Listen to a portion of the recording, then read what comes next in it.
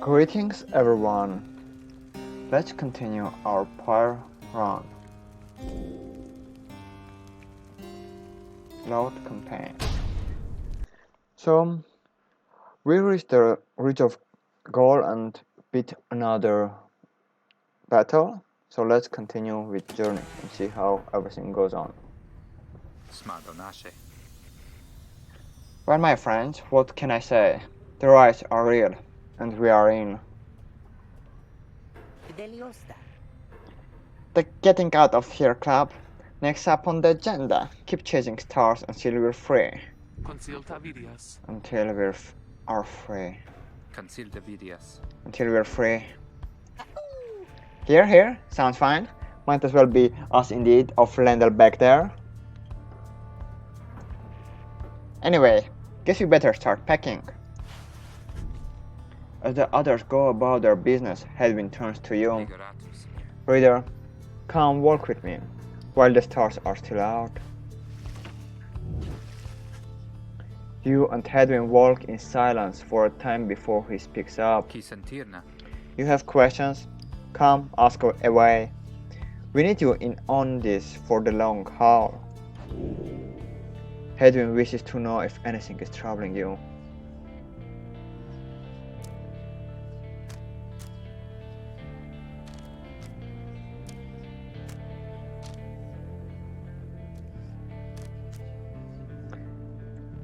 We're wondering how in such a place someone can find the wagon, so we decide to ask him.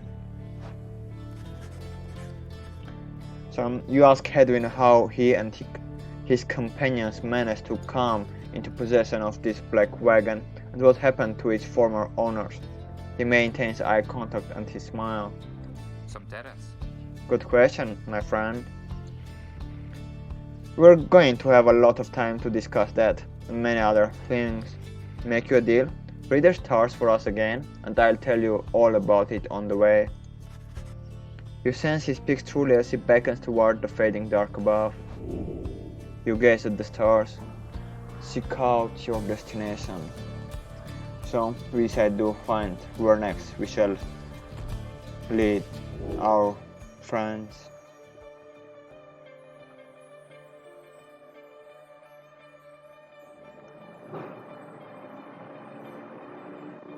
Near the myriad of the stars, a star catches our attention.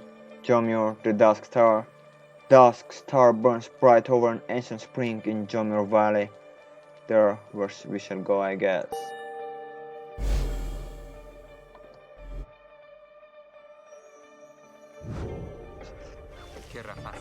That's a long way north and west. We'll see if these old wagons fit for it.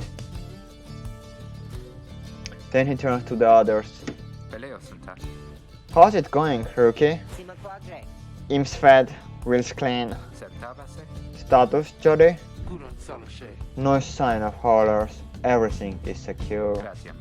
Good. Then get some rest. We're headed to the spring of Jomur. At dawn, we're off.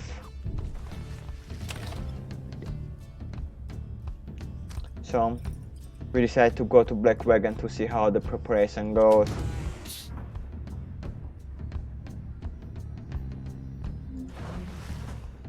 We find Rookie rummaging in the corner of the Black Wagon. Hey chum, know what? It's good having somebody else around besides those two.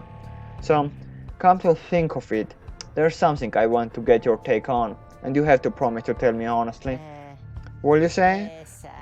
What I mean is, He hesitates, trying to find the words. Look, what I'm trying to say is, You sense something serious is troubling him. He moves in very close, making sure no one else is in earshot. It's about my mustache. I've been getting some conflicting reports about it. Will you say my mustache, that it makes me look a bit, unscrupulous? Rookie wishes to know if you think his mustache suits him. Well, we take a look at him. I mean, it's not bad for sure. Not that we think he's better without it. Say it looks preferred fun, or maybe stay silent. But It has him some kind of intelligent look, makes him somewhat more interesting, so we decide to say that it looks perfectly fine. You suggest that Rookie's masters look perfectly fine. He grins wide at you. Couldn't agree more, chum. I knew straight away that you're a real judge of character. Anyway, got to check the wheels again for mites. See you around. He bounds off out of the wagon. Rookie gained additional hope for the next ride, and hope this attribute affects duration of punishment. So we move on. There is nothing new in the book of rides, right? So we can safely just go with our journey on. So we decide to journey to the Jomir Valley.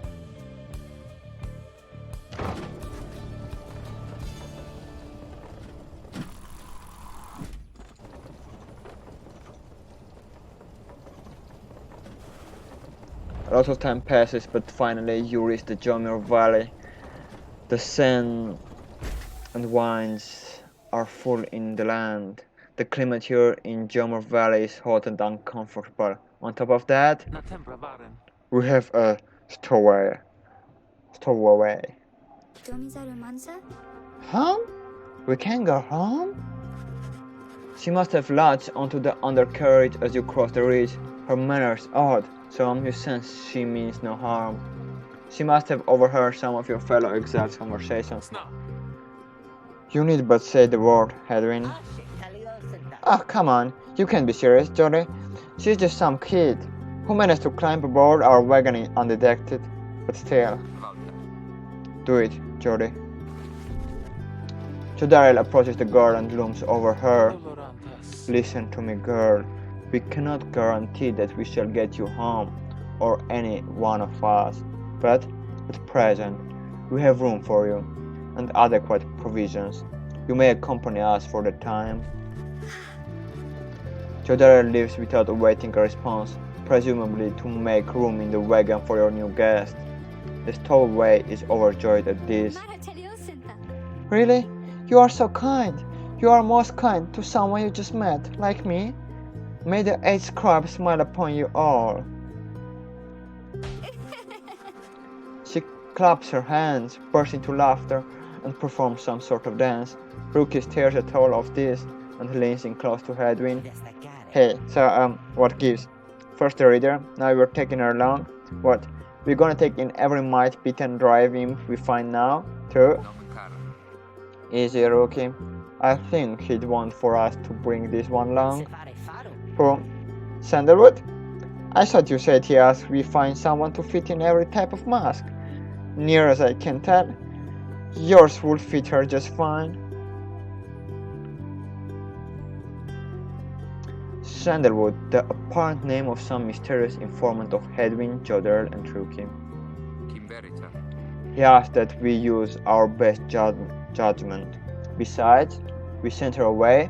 She'll go telling anyone she finds about us. We can't risk that right now. So, I can come in. It's very hot and I'm a little thirsty and a little tired too. Yes, you're welcome here with us. One question, so, what do we call you? Well, this is embarrassing, I think, but I don't know for sure. It's just back home they call me lots of names. Like, for the color of my hair. They made fun of you just because you got gray hair? That's it. My name, it rhymes with gray. My name, it just, they called me lots of names. You sense the girl is struggling to recollect a certain name she felt best suited her. You think that you can help. The stowaway girl make peace with her name, and you look at the name. You sense her name is Maya? No. Guy? Kind of too cash. Fire? There's something in that name. Die? Too rough. Xai? Interesting. Maybe next time. Shy? Too common in these days. Right. lot dangerous. So you decide to go with Fire, since she reminds you of a fairy of some sort. Vistalia. Why? That's it. My name is Fire. My name is Fire. Where I am from, they call me Fire the Fair. But I guess maybe you don't have to say that part, because I don't like it. Your fellow exiles decide to bring Fire along. For now, she almost collapses from exhaustion. So you take her in and show her somewhat she can rest. Fire joined the group. She is tired but excited. Welcome her aboard. So we do welcome her. And the journey continues through hot weather and sweat that drops from our faces as we go toward the next place, worried that we might not make it through this time. The black wagon arrives in somewhat peaceful stretch of Jumur Valley. Your companions wish to hold up here for the night to give Fire and all of you a little time to rest. So we decide to consider our options, but first we go into the wagon to see what have anyone to say. Fire looks at you and says, "Huh?" And you ask her, "What's it?" Fire seems to be recovering well since you found her. She seems fascinated by everything and everyone in the wagon. "Oh, hi, mister. You are the one who knew my name. You guessed it right. You did. Thank you for your hospitality. I've just been eating with the imps and talking to the wagon. This wagon, he and I are the same age, almost to the very day, but I'm older by 3 weeks, so I'm giving him a hard time. Little brother, I call him. He's a good wagon, isn't he? He will take us very, very far. My little brother, sure, he pulls at my hair at times and I don't like it very much, but he's family. I'm happy to be here with my family. I thought that I had lost them all again. I thought that I had lost them all. Oh, but we have stopped now, haven't we? Then I shall go outside to dance, in case the Scribes are watching. Bye, mister." Smiling back at you, she presses out the door.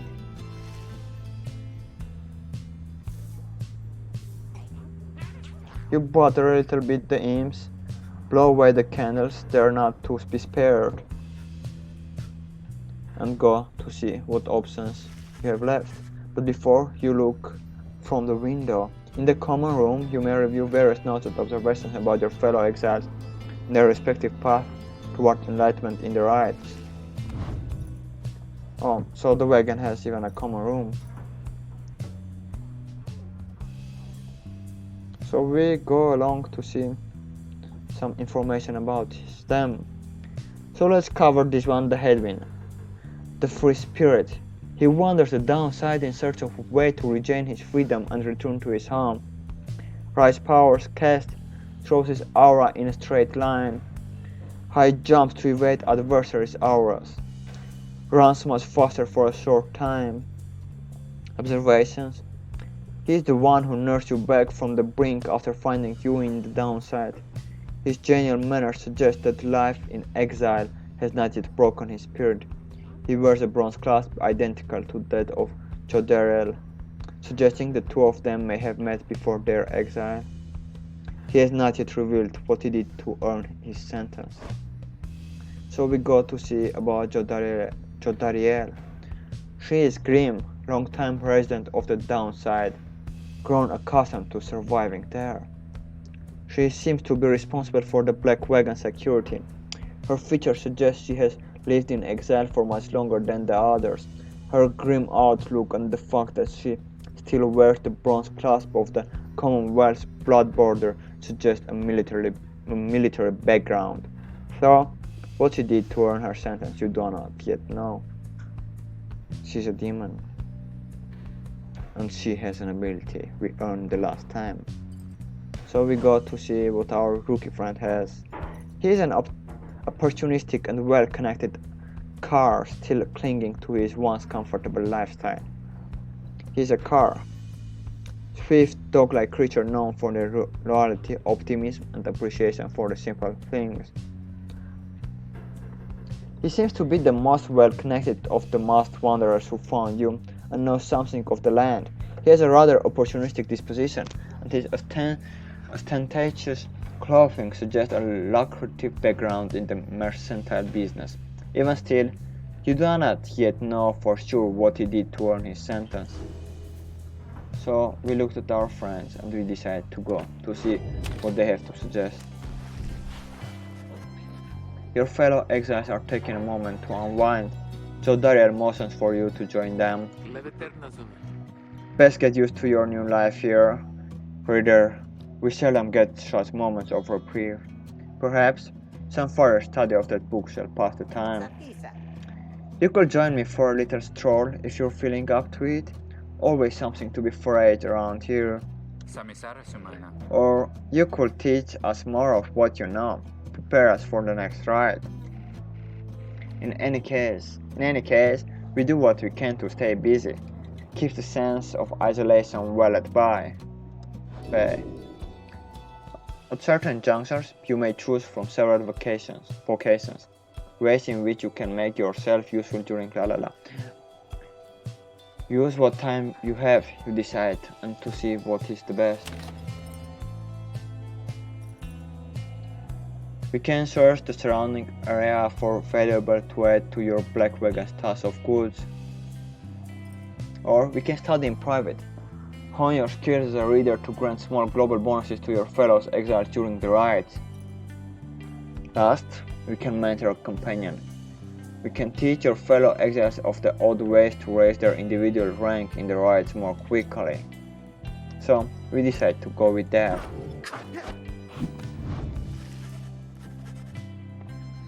Having gleaned knowledge from the Book of Rites, you can impart some of its teachings. As each exile's path toward enlightenment is personal, you will have to mentor them one at a time. We have a choice, but we decide to get with the headwind. He once rescued us, so it's time to pay back the deed he did. So we decide to mentor him. Sure thing, friend. I appreciate the offer. Where to begin? You illustrate to Headwind some of the intricacies of the rite, focusing on how all three in a triumvirate can move and act as of one mind. You sense he grasps some of the concepts. Until I think I'm beginning to understand something of all this, my friend. He gained a level, so you look what options he has. Edwin gains 50% more stamina, letting him jump and sprint more often. Edwin and his allies regenerate stamina twice as quickly as usual. Well, it's time to think about our friends, so we decide to make him something more useful for not only himself as the others, since he has a nature of helping, so he's the one that helps the others. Thank you for the lesson, my friend. It's given me a lot to think about. So that's be done, we continue on our way.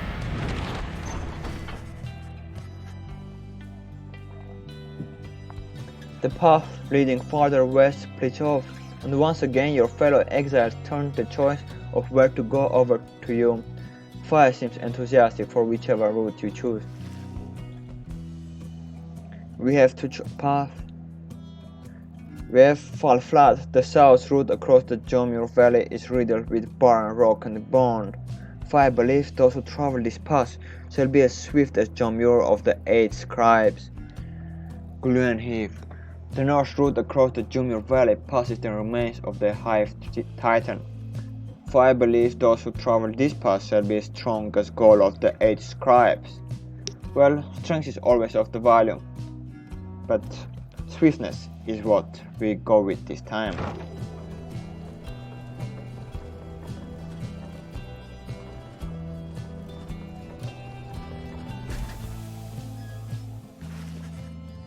finds behaving stranger than usual as you traverse the stark badlands of Fall Flat. The south route across the Jomir Valley is riddled with barren rocks and bones.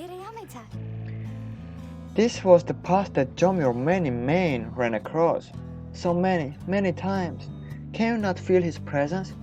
Him and all his friends, here in the sand, and in the air, and all about. At first you paid little heed, so later you observe your fellow exiles seem to have more of a lightness in their step. Perhaps it was the previous day's rest that did everyone good. Your companions gained quickness for the next ride.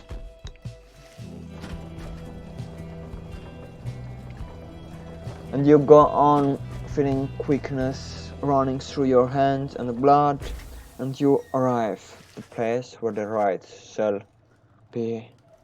En route to the spring of Jomir, you hear all about the roving slug market, which appears to be nearby. Rookie insists you take a look after you settle in. Slug market is a place that crude trading posts for found in the downside.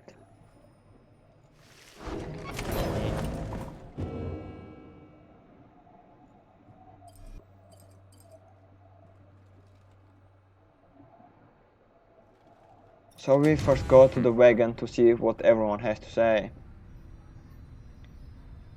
And Hedwin beckons us, saying there is something he needs to share. Hedwin motions for you to join him. While his manner is easygoing as ever, you sense his contemplative mood. You are wondering about this wagon? It's a long story, but I am going to keep it short. You last long enough in the downside, you start to hear a lot of crazy things. One of the crazy things I heard one day is that there's a group of exiles out there fighting one another for their freedom, under the stars, while wearing masks and dresses. Everyone I was with just laughed, but something about the story stuck with me and I started to do some digging. Got in touch with Jody, who I knew. She got in touch with Rookie. He knew who to ask, and it turned out I knew how to answer. That's when we got in touch with our contact, Sandalwood. We talked only through messengers, never met in person. I must have gained his trust. He told me to go searching in the Sandal Falls, gave an exact location, told me to bring my friends, then he said to get a reader.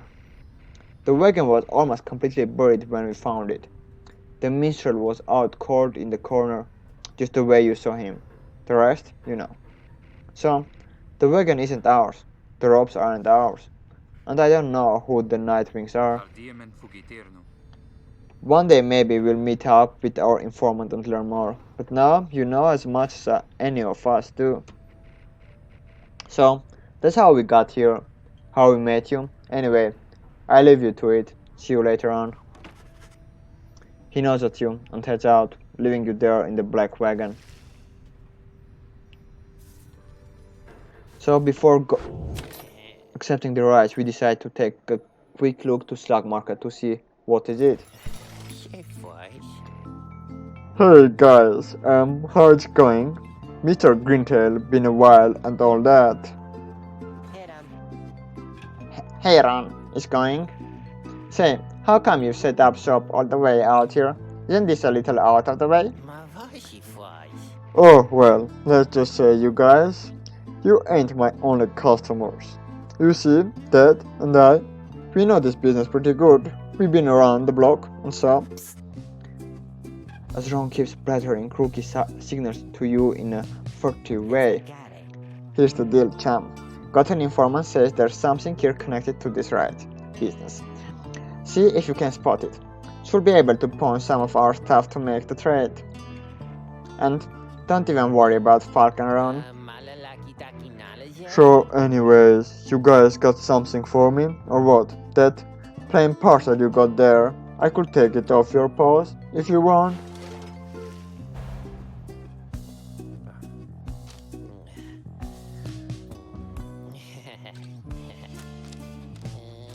So we decided to sell the parcel, not that we know why, but because the game told us that way.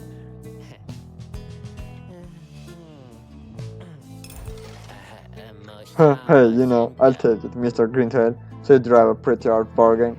No, you're gonna take something off my hands here, or what? So we decide to take the moon crest, because it has an effect. After being banished by an adversary, the bearer has a chance to return immediately. So we buy it. That's a one-of-a-kind finger you just got there, and you got yourself a real good deal from me, as well. So, thanks.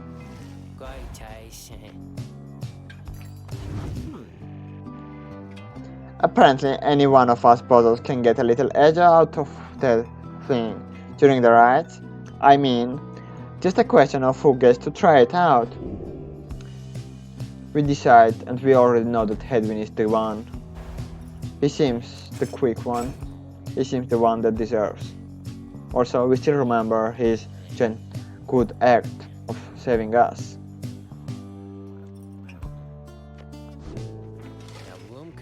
Anyways, Ted over here, his feet, we've been having some trouble with his feet.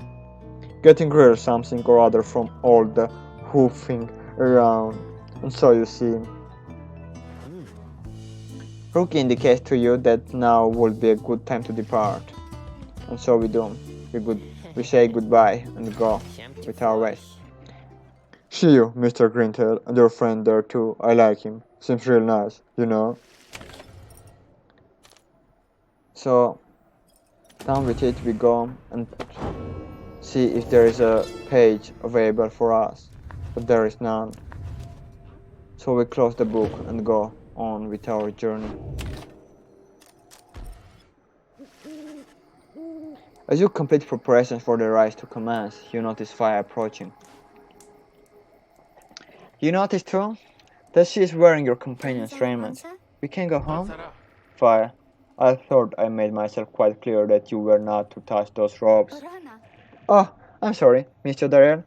I just thought that maybe you were being funny at that time. Unbelievable. Hey, something's happening in the sky. I think we're up.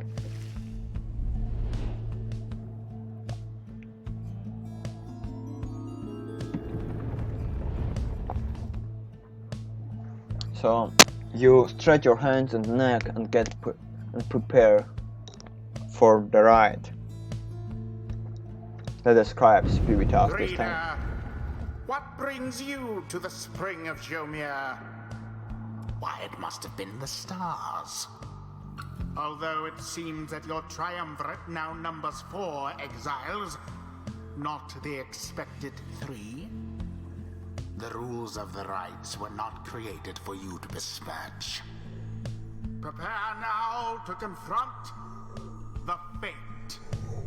They still honor the traditions of the Scribes, and surely have been longing for this chance.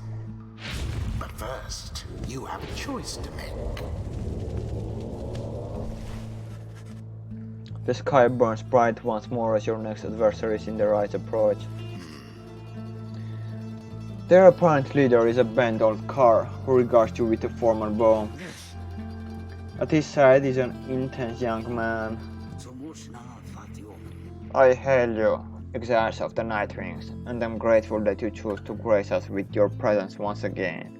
I am called Dalbert Althard, and this is my son, Almer.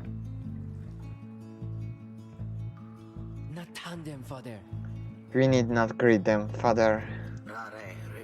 We shall face you in the field this night, and may the victor's pyre burn eternal. But first, we offer you a token of good faith, in show of appreciation that the Night Rings have returned. Dalbert approaches you with something in his palm. You sense his motives are sincere as he hands to you a small talisman. And we receive a Terran crest, and we don't know what to say, thus we thank him, and we begin our ride. That cur was very kind, and his son, he was so caring, wasn't he? When can we start? I want to help you beat them. We need 3 of us exactly to conduct a ride, but we've got 4 now, besides the reader. This ought to be his call. If someone has to stand aside this time, I volunteer. No volunteering, chum. It ought to be the reader's call, remember? Very well, then, reader. Who shall it be? Henceforth you shall choose 3 exiles to conduct each rite. Who shall stand together here this night? So the first hard decision is upon us. We have 2 stronger ones, but we have Hedwin who volunteered to stand aside. So we decide to not someone's feelings and choose him. Or so now. Maybe it was the choice that we might lose because of Hedwin. You didn't have to do this, but I'll do my best. And apparently we completely understood that the way we're supposed to choose who is gonna go into the ride.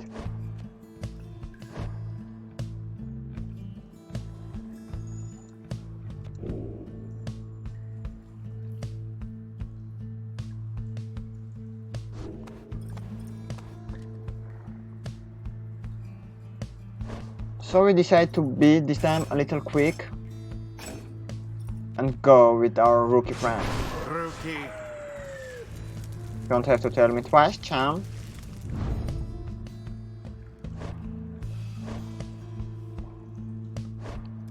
And the tough choice we have here, we know Fire wants to fight, but Jodariel is a useful friend in such a times. But well, we'll give a Fire a try. Oh, me? Thank you. Thank you for believing in me, because I think the Scribes do, too. Very well. If you intend to prevail in the race, you will be wise to not exclude me next time. Nightwings, I trust you all are well prepared for these old eyes, yet see that the ride shall be commencing momentarily. Are you quite ready? Too, my son? I have the father. Here, now let me show you. I hope I remember how to play, you say. Begin. Yes. And Fire does the first Make their mark upon the flame. points in his terrifying. Oh, Dalbert's son went poof. Ah, yes. And Hedwin does another move. Look forth, my son, the waters of Jomir many main bring blessings unto us this eve. Perhaps our chance was come at last. We need more than blessing to prevail against them. Father, please keep fighting.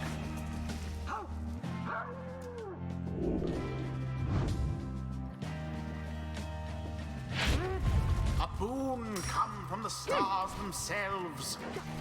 But shall it be enough for Dalbert and his faithful son? And my W apparently doesn't want to work. But that's no trouble for us. Aye, that Dalbert still can do some work. And we take a hit, but that's all according to our plan, you know? We're keeping on Sublime. the moon drops.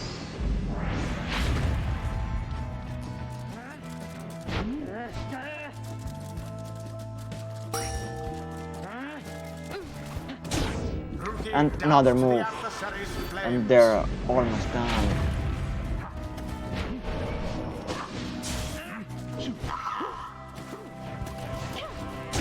Their pyre sputters. Are you afraid, my No friends? more than a lick Won't of be flame so. remains. 'Tis taken.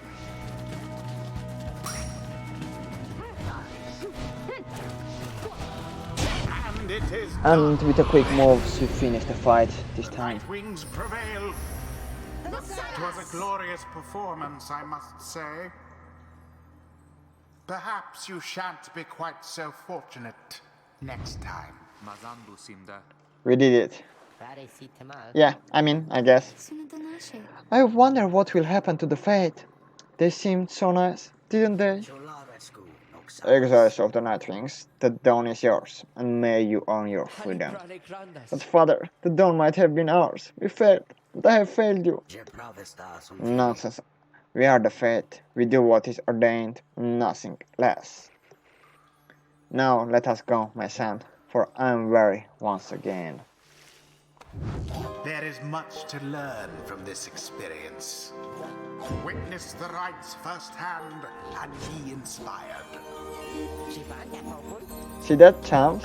Old rookie Grintail's got some bite in him yet. So it's time to decide what rookie has to offer us.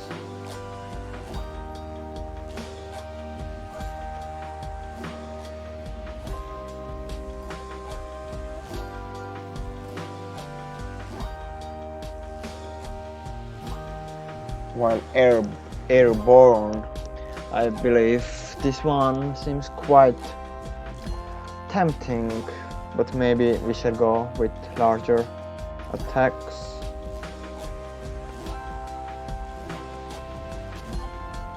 So Rookie wouldn't never cast his ability because his line is too thin.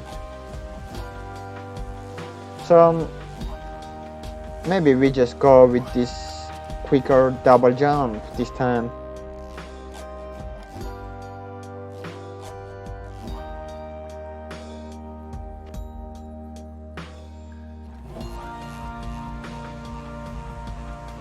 And we look at the double jump spoons and we understand that, well, maybe double jump is a good choice this time, but next we'll go with more fancy spoons.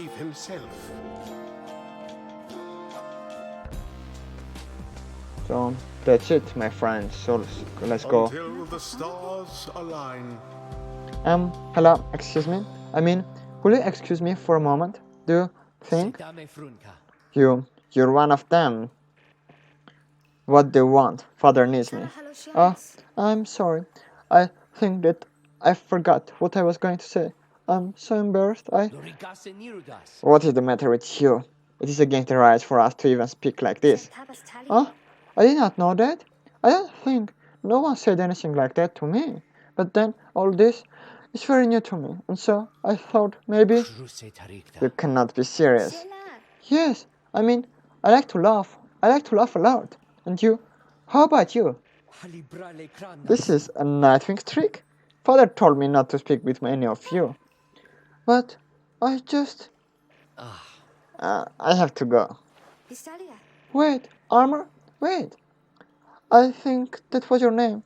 Was it even your name? Wait.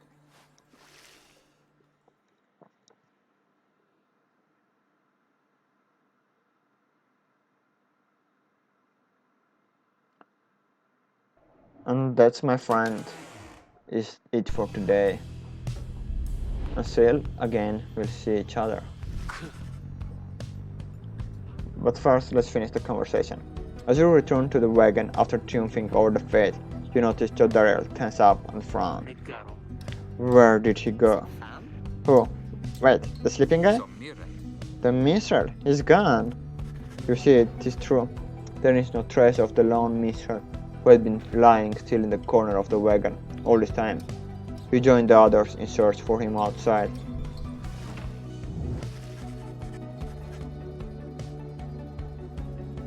You have learned nothing of the lone minstrel, other than what little Hedwin told you of how they found him with the wagon. You sense their concern as they scour the vicinity for him. Well, we'll worry about the minstrel, my friend. You worry about the stars. Wherever they guide us, we're going. You gaze upon the stars, and right away a bright star calls you to his way. And then you understand that it's just the place you had been. So you look around. Is there another one? Is there? Is there not? Is it the only one? Oh, And then you notice how the minute star burns bright over the standing stones at the edge of flagging hands.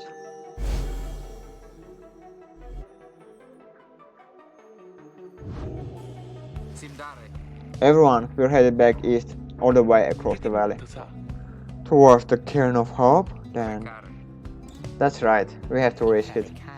What if that Mr. Guy doesn't turn up by then? We shall find him, on this night or not. They continue searching for some time, however, the mystery is nowhere to be found. So, that is my friends for today. I hope you enjoyed. And until the rights will call us again.